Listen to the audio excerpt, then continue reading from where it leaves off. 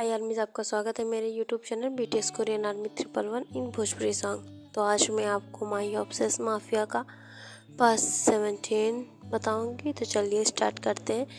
पिछले पार्ट में हमने देखा था कि ते बाबा के पास जाती है तो उसे पता चलता है उसके एक नहीं बल्कि 4 आशिक हैं। अब बहुत ज़्यादा ही वो परेशान हो जाती है क्योंकि उससे एक तो सामान ले रहा था जो कि किम तेहोन था, जो उस पर अपना हक जताने की कोशिश बार बार कर रहा था। अब वो बहुत ज़्यादा परेशान होती है। बाबा से मिलने के बाद अब शाम को वो घर जाने लगती है क्योंकि उसके साथ युंगी भी आई थी। तो युंगी को वो पहले ही घर भेज देती है क्योंकि राहुल के लिए भी तो कोई होना चाहिए, क्योंकि उसे ऑफिस में थोड़ा सा काम था। इस वजह से वो ऑफिस का थोड़ा सा काम देखकर तब घर के लिए निकलती है। तभी वो देखती है रास्ते में दौड़ते हुए युनजुन अचानक उसकी स्कूटी के सामने आ जाता है। तो वो युनजुन को देख के कहती है, तुम यहाँ पर क्या कर रहे हो? अब वो कहता है कि मेरे पीछे लड़कियाँ पड़ी हैं और जल्दी से मुझे बचाओ।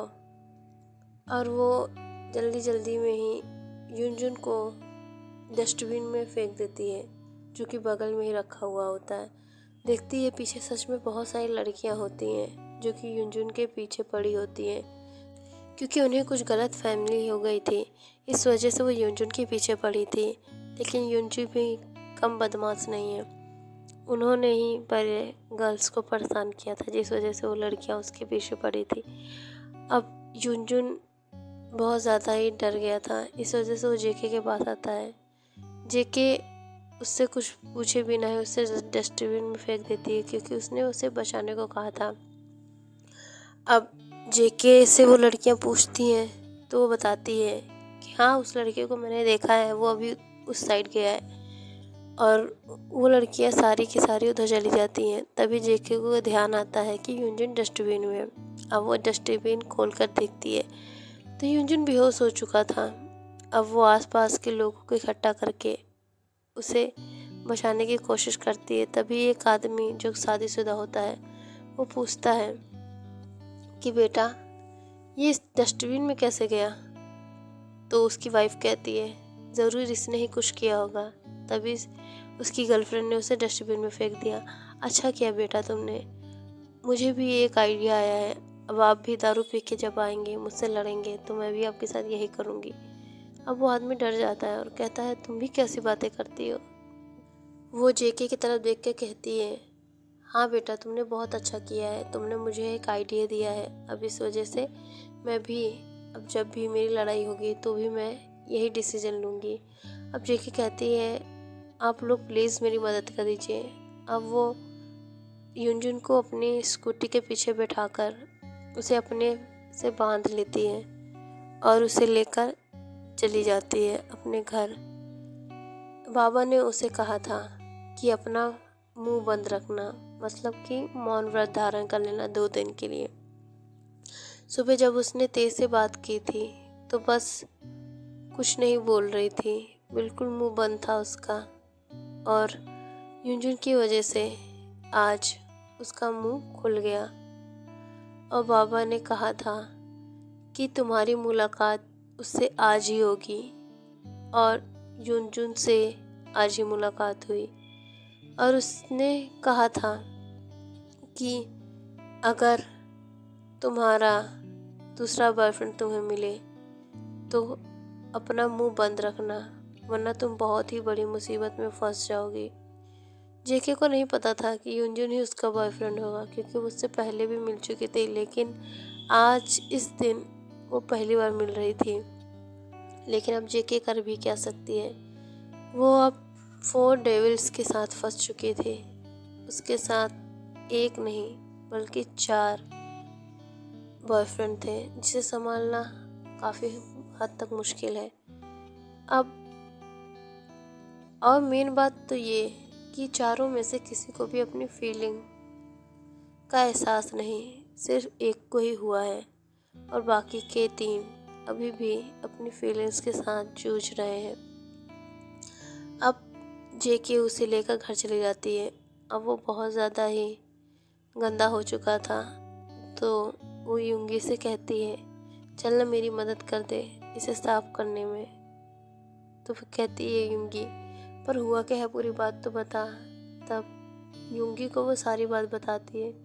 तो वो यूंगी बहुत ज़ोर से हंसती है और कहती है, अच्छा हुआ, इसके साथ ऐसा ही होना चाहिए था। उन लड़कियों के साथ भी कुछ नहीं, इसने कुछ उल्टा सीधा किया होगा, तभी वे लड़कियां इसके पीछे पड़ी थी। अब जेके कहती है, सब बकवास बंद हो गई हो तो चलना मेरी मदद कर दे।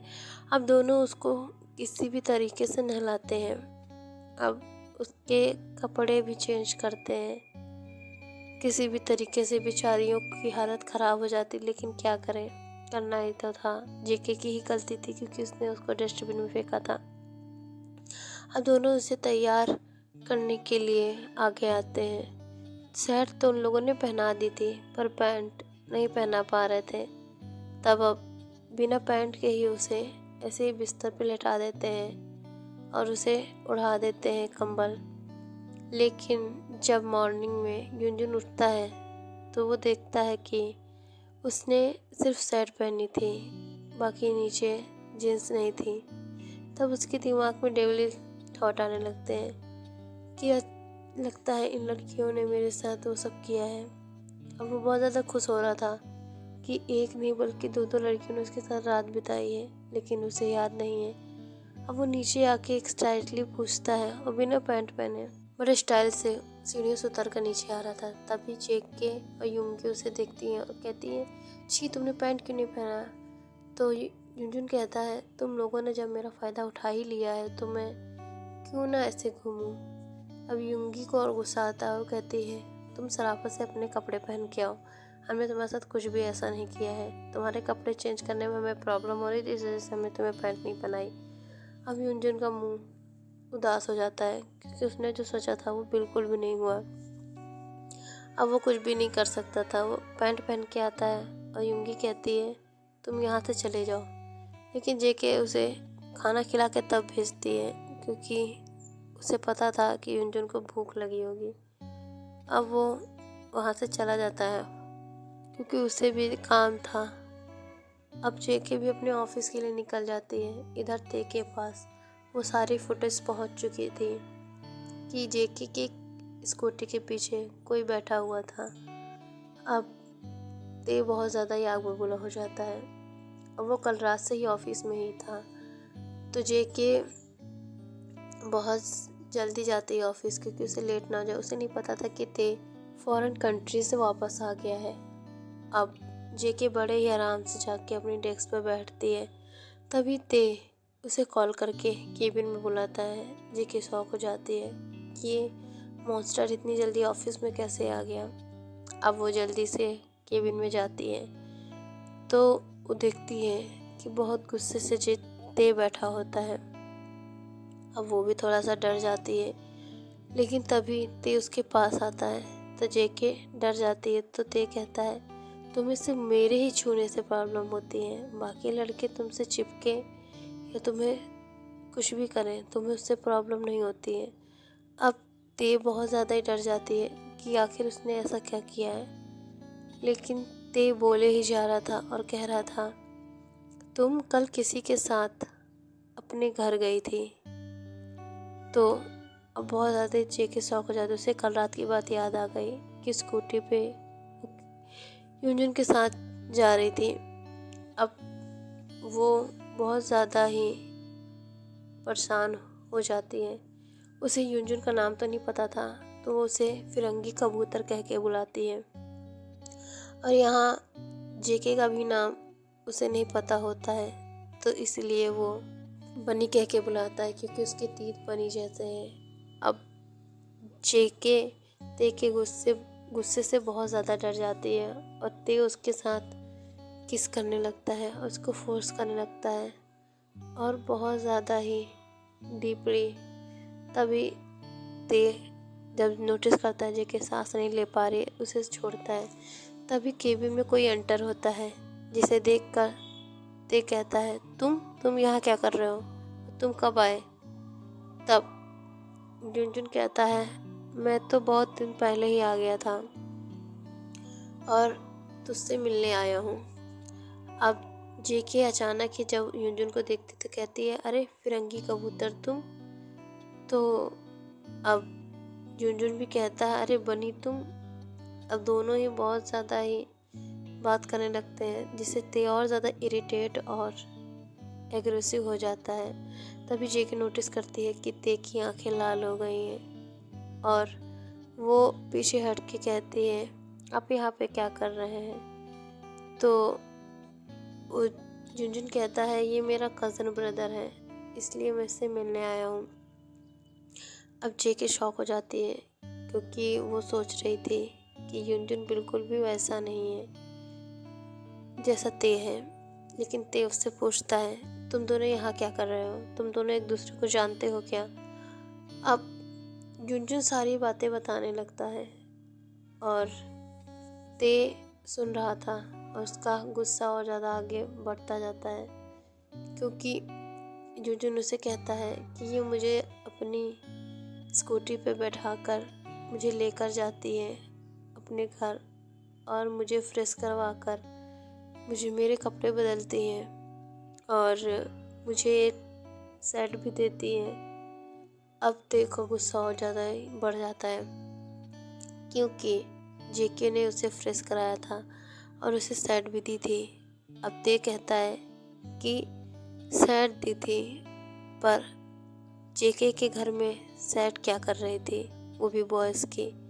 अब वो बहुत ज़्यादा ही गुस्सा हो जाता है। पहले उसे लगता था कि उसने गलत किया है जेके को डांटकर, वो किसी की मदद कर रही थी, लेकिन जब वो सुनता है कि वो किस का सेट उसके घर में है, अब बहुत ज़्यादा ही गुस्से में लाल हो चुका था। तभी जेके कहती है, वो सर वो राहुल का सेट है। अब तो ये और ज़्यादा गुस्सा हो जाता है कि उसके घर में राहुल का सेट क्या कर रहा है, क्या राहुल उसके साथ ही रहता है। तब जेके कहती है, वो उसका एक्सीडेंट हो गया है ना, इस वजह से उसके कपड़े मैं ही धोती हूँ, इस वजह से उसके कपड़े कभी कभी मेरे पास रह जाते हैं। अब ते को थोड़ा रिलीव होता है कि वो जो सोच रहा है वो नहीं है। अब युनजुन और ते दोनों ही आपस में कुछ बातें करने लगते हैं। तो ते कहता है, तुम अपना काम करो और खबरदार किसी के पास जाने की कोशिश भी की।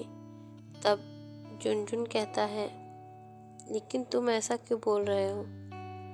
तब ते कुछ नहीं बोलता है और जेके वहाँ से चली जाती है, क्योंकि वो ते की आंखों में गुस्सा साफ देख पा रही थी, लेकिन वो कुछ नहीं कह पाती है क्योंकि उसका बॉस है। ते के सामने वैसे भी जेके की नहीं चलती है, तो फिर कैसे चलेगी। और इधर जेके अपना काम करने लगती है। तभी युनजुन भी वहाँ आ जाता है और कहता है, क्या तुम अपना नाम बताओगी, कब तक मैं तुम्हें ऐसे बनी बुलाता रहूँगा, क्या तुम मुझसे बात करना चाहोगी, मुझे दोस्त बनाओगी। तो जेके कहती है, हाँ ऑफ कोर्स, लेकिन फिर बाद में कहती है, नहीं मुझे आपसे दोस्ती नहीं करनी है, क्योंकि वो तेज से डरती है और उसे पता है अगर उसने किसी भी लड़के से दोस्ती की तो ते का गुस्सा बढ़ेगा ही, कम नहीं होगा। अब उसे साफ साफ मना कर देती है। तभी युनजुन फ्लर्टी वॉइस में कहता है, अच्छा ही हुआ कि तुमने मुझे मना कर दिया, क्योंकि मुझे भी किसी लड़की का दोस्त बनना पसंद नहीं है, डायरेक्ट बॉयफ्रेंड बनना ही पसंद है। अब जेके और ज़्यादा शॉक हो जाती है। उसने सोचा था कि ये तेज जैसा नहीं है, लेकिन ये तेज से भी ज़्यादा है। अब जेके कहती है, जैसा भाई होगा वैसा ही तो कज़न भी होगा। अब वो बहुत ज़्यादा ही उससे रिक्वेस्ट करता है युनजुन कि तुम मेरी दोस्त बन जाओ, तो मेरी गर्लफ्रेंड बन जाओ, लेकिन जेके उसे साफ साफ मना कर देती है, क्योंकि उसे तेज से डर लगता है। और युनजुन भी अब वहाँ से जाने से पहले कहता है, तुम्हारा नाम। तो जेके कहती है, मेरा नाम जियोन जंगकुक है। और युनजुन से जेके ने नहीं पूछा तो उसका नाम, लेकिन वो फटाक से बोलता है, मेरा नाम युनजुन है। जब युनजुन उसकी डेस्क से वापस जा रहा होता है, लेकिन उसे कुछ अलग ही फील होता है और वो स्माइल करके कहता है, इस लड़की में कुछ अलग बात है और ये बहुत ज़्यादा ही अच्छी है, ये सबकी मदद भी करती है, ओके आर्मीज, इस पार्ट को मैं ये एंड करती हूँ। नेक्स्ट पार्ट के लिए इंतज़ार कीजिएगा। स्टोरी अच्छी लग रही है तो कमेंट कर दीजिएगा। बाय आर्मीज।